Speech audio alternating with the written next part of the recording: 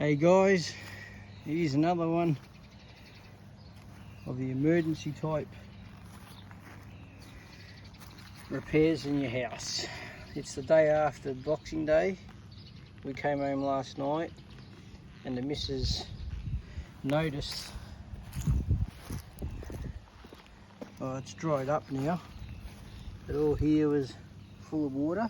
This is on the other side of our footpath and it was damp all along here. And funnily enough, it was damp all along the top of this meter. So we called Greater Western Water is our supplier. They came out and they checked it, and they have something to listen to where the water is flowing, which side it is. And apparently he dug down around the tap there and he saw, oh, it's all wet there, and it's a bit of a downhill, so water doesn't run uphill, so the leak must be here. And but it was also leaking between these two. There's two little like rubber seals in here, and it was also leaking from there. How that happened all at once, I've no idea. But anyway, it turns out after I've dug it out, there's a leak right about there on this pipe. And there's a T-union just below that. I don't know if you can see that pipe running there. I was going to just cut it off and then just put a joiner and a new piece of pipe on there, but between the T-piece and the leak, I've only got just enough for the union to join on to a new bit of pipe, and yeah, I don't trust it. It's just not enough room. So I kept digging out this way a little bit, mainly because I needed room for the pipe cutter to swing around there, and I found a union there. So there, because this one here is actually welded, so I can't replace that section, but this section here I can remove it, and with the water turned off at the mains I can undo this section and pull the whole lot up and then do my repair. But you know, just another thing that pops up unexpectedly, and yeah, I'll dig it out and get it out of there. It's pretty much dug out. This is all loose stuff on this side. I just got to undo these. Just waiting for the wife to fill up a bit of water so I can turn the water off, and that way a bit of a, you know, if she needs some water, she's got some, because this might take an hour by the time I dig it out and replace it. I have to go get a new T-piece. I've got a new bit of pipe which should be enough to do that piece and this upright, but I'm going to need a T-piece down the bottom there to make, otherwise I'm going to lose my tap. And I might even grab there's a post there that already has some pipe work in it, and that'll save me having to put in another post to tie this into, and it'll look a bit nicer too. So I might do that as well, and then I'll hopefully stop it from moving around. But the reason why I think that leak came about was because when I was digging it out, there's a rock in there, and I think with the wind moving the pipe, you'd be surprised, and just me connecting the pipe to the tap, like a hose to the tap, you move it around a bit and that goes down into the ground, and I think it was rubbing on the rock, and that's what, it's like only a little pinhole. It's not a major leak, it was like a little spray pinhole. So just the rubbing on that rock, I think, is what's put a hole in that pipe, which really, you think when they installed this that they would have removed all the rocks around it, so that wouldn't happen. But I found a rock on the back and on the front, so yeah, either they deliberately put the rocks there to hold it in place, or they just stupid, and there's no cure for stupid, unfortunately. Anyway, it did last a long time. We're talking 23 years just about, but and this is the first time I've had to do anything to it. But yeah, this probably would have gone a lot longer if they didn't leave rocks around it to rub on the copper. But anyway, I'm going to get into it, because I should be able to turn the water off now, and I'm going to have to shoot down to the hardware store and pick up a new fitting, and then I can actually remove this fitting and make up a new one. All right, I'll see you soon. Okay, so I've removed the pipe and I've cut off the sections that I didn't need, because I'll show you the new pipe in a minute, because I was able to save the part that had a bend in it.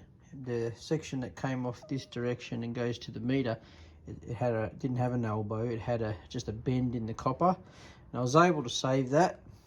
And this section here, I was going to reuse that bit of copper, but because this gets cut off and I'm missing that section there, the whole thing had to shift over,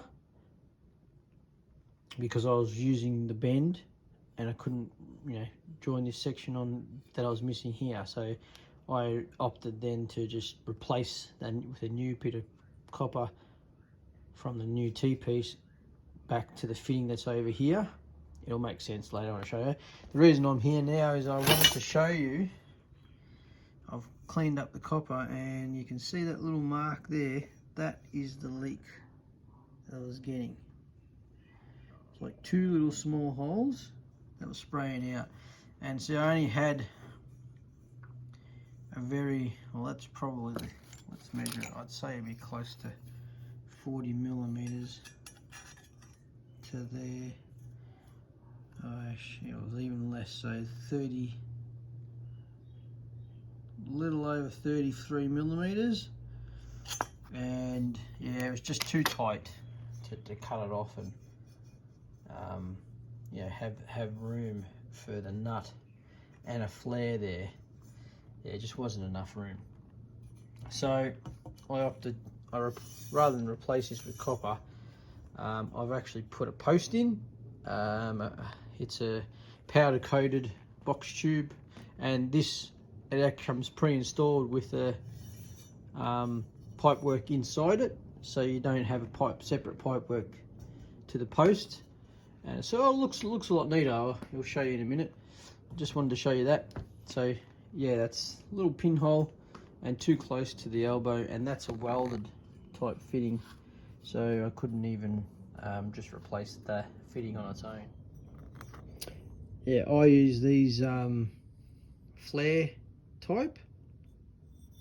So you basically flare the end of the copper, and then when you make sure you have the nut already on, especially if the other end is already flared, because you can always slide one in over it, but once you've got a flared end there and a flared end there, there's no getting the nut on. So put your nut on first, flare your end, and then when that goes onto the new fitting, or onto a fitting, that flared surface becomes your seal, and the nut pushes on here on the shoulder at the back to clamp that flared face, and that's to matches the angle on the mating part to seal it. And they've been around for a long time, and yeah, I've had good success for them. And you need a tool for that. This is my father's tool, so I've got no idea how old it is, but it is still working. Basically, the pipe, it's got two different sizes. I think that's for 20 mil and 15 mil. And you put your pipe in there. You really need, so you sort of need to close one side of it. I'll just close one side of it like that, and then you put your pipe in there. I'll use the straight end to show you, like that. And I normally just go up till I touch the flaring ram, I suppose you can call it, and then you close that. If you look through the side, it's probably not enough, so I'll just give it a tap down. There you go, see how it's poked through? Might do a little bit more. Okay, that's probably just enough now. Now, the easiest way to do this is you put the whole thing in a vise and you do it up, and then the vise will compress this together, and that clamps on your new bit of copper. And once that clamps, it holds it on there, and then it's just a matter of getting a hammer and you hit this down a couple of times. Don't have to go crazy, maybe 2 or 3 times to make sure that you've, because it's copper, it's soft as, so you don't need to go berserk on it. Hit that down and that will flare that out so it looks like that. Okay, and then you just open it up again and take your flare out. If you do this on site or without the vise, you have to try and squeeze it while you hit it. That gets a little bit difficult because you're hitting it, it wants to push it down. So you do need to put a fair bit of pressure on it. You could always use a little G-clamp on that surface to hold it together, but generally it'll do the job because the copper's pretty soft. But you do need to hold it down or rest it on some concrete while you hit it so it doesn't get pushed down. Otherwise, you know, if you hit it before we haven't got enough clamp force on it and it slides down, you don't get enough flaring. You can always push it up and do it again, but yeah, if you can do it the first time, always better. Anyway, I think these are available most hardware stores. Been around for a long time, nothing new. But that's my father's set. I borrowed that off him probably about a good 10 years ago, and because he has no use for it anymore, I've sort of kept it. But if he needs it, I can always give it back to him. Okay, so we'll shoot back over and I'll show you what I've done in the hole. I do need to pull it apart again because I want to dig out underneath the post, put a bit of crushed rock where the post is going to go, but we'll talk about that later. See you soon. Okay guys, here it is. All the pipe works. That's the original piece that was in there with the bend, and I've replaced the T-piece down there, and that's a new section of pipe work going along here and up, and there's the new post, so the fitting goes into there, and the new post all above ground has got internal pipe work, and that mounts the tap, comes out the top there. So that all sort of works really well. I just have to we've actually got the water on, so I'm going to have to turn the water off. Okay, yeah, I'll have to remove this because I want to dig down underneath it a little bit and then put some crushed rock underneath it, and then I'll put some concrete in there, some quickset. I don't want to try and avoid concreting the pipe work, but I do want to hold the post, so I may have to dig a little bit around this side and remove to give some room for the concrete. I want to try and put a board in here to try and keep it away from the pipe work. I do want to get a little bit of concrete in there to sort of hold it steady at the bottom. Okay, so that's how it looks like. I've left it open for a couple of days to make sure it's not leaking, and I've got a little bit of moisture still there, but nothing pooling, but that's because the hole was full of water when you disconnect. All the water drains down from the house and it was sitting in there for a while, so yeah, it's still a little damp,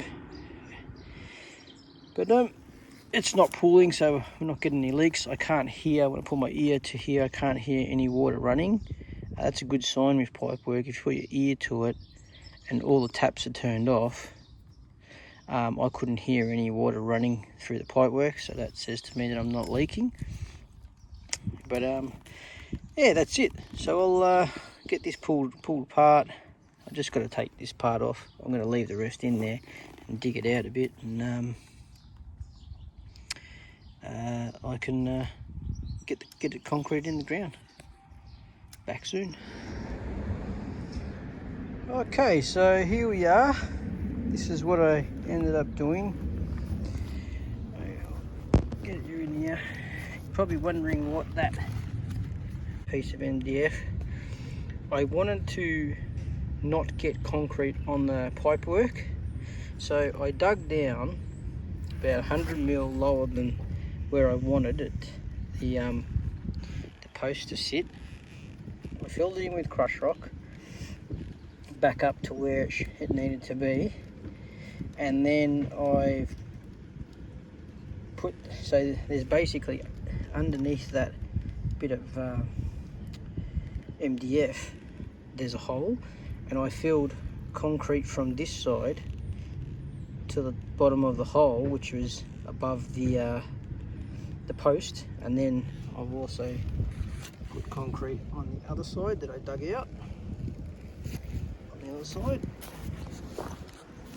see, that's that rapid set concrete, so that's actually nearly off now, and that's kept a wall away from the pipework. So now if I have a leak, I can dig down and repair the leak without having to chip away all the concrete. And the soil, like, it's anchored on the bottom end of the ground, so it shouldn't, you know, be really wobbly. Plus when I backfill it, it'll tighten up as well. And yeah, but that's pretty it. And I put some just some clamps and a bit of timbers and put the corners into the ground to keep it nice and level. My driveway is on an angle, so, but yeah, nice and level. And I'll let that sit overnight, even though it is rapid set. Okay, guys, I've filled in a fair bit, and you know, because it's sort of a muddy consistency with clay, the soil, it sort of keeps sticking to the whatever I tapped it down to. So I've gathered a few bits of offcuts and I've wet them down, and I'm placing them in a hole like that, and then giving them a tap down like this to compress the soil as much as I can all the way around in all the nooks and crannies that I can get, and then just lift it out and move it over like that and go again.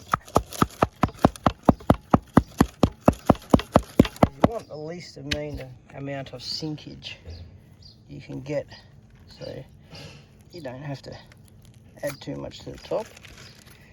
And I've been using this larger one for the bigger area over here. Same thing, tap, tap, tap.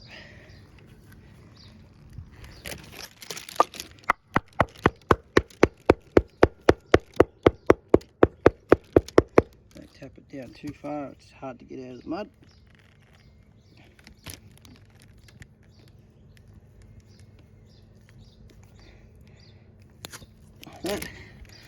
That seems to be working, so I'll keep doing that around this area here, around the pipe work, and it's sort of holding it steady, and then I can lay in the larger bits of grass, because they're quite deep, that I cut them out because I wanted to keep the grass alive. Some big grass chunks, and hopefully we can put that back in and it'll be somewhere close to the level.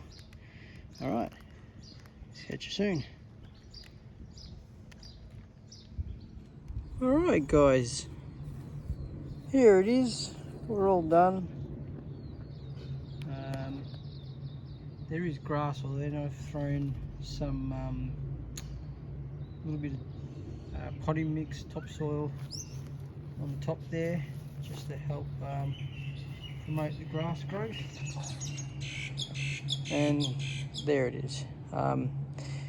So initially I only did this because I sprung a leak, and while I was replacing it I thought, oh, I might as well, because the tap originally had a bit of hardwood screwed to it to stop it moving around, and that rotted away and I never got around to replacing it, which may be part of the reason why it started to leak down there.